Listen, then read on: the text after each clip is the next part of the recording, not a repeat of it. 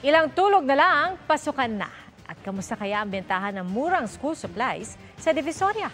Alamin sa live na pagtutok ni Jamie Santos. Jamie?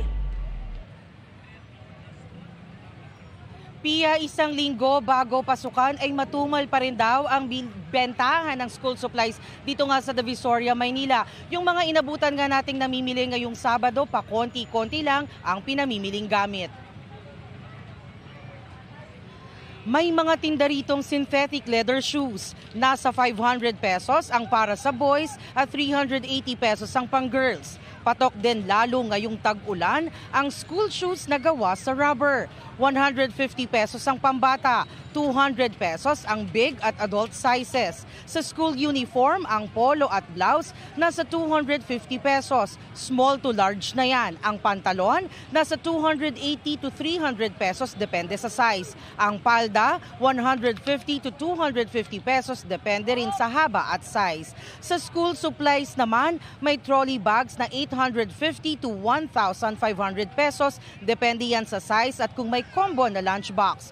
450 to 550 pesos ang backpack, depende rin yan sa size. 80 pesos ang writing at composition notebooks na may 80 leaves. 20 pesos ang grade school pad paper at 35 pesos ang intermediate pad. Ang mga ballpen at lapis nasa 10 pesos. 100 pesos ang big crayons, habang ang maliliit na crayons 45 pesos kung 8 pieces at 75 pesos kung 24 pieces. Maluwag at hindi pa nagsisiksikan ng mga inabutan naming namimili ngayong hapon lalo na sa Ilaya Street.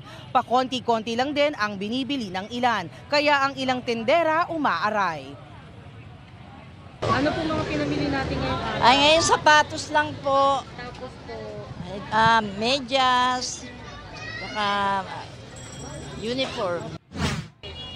Sapatos muna nila kasi may bag naman yung lumang bag na lang. Siguro po, medyo mahirap buhay ngayon. Dati po kasi 1 month bago magpasukan, medyo mabili na po. Ngayon, parang hindi po eh. O, nagmamadaling umuwi yung mga tao kasi umuulan pagdating ng gabi. Kaya ang mahahanap buhay namin dito, konti na lang, tiyaga-tiyaga na lang. Pia, umaasa yung mga tindera rito na sa darating na sweldo sa katapusan ay mas darami yung pupunta rito para mamili ng school supplies.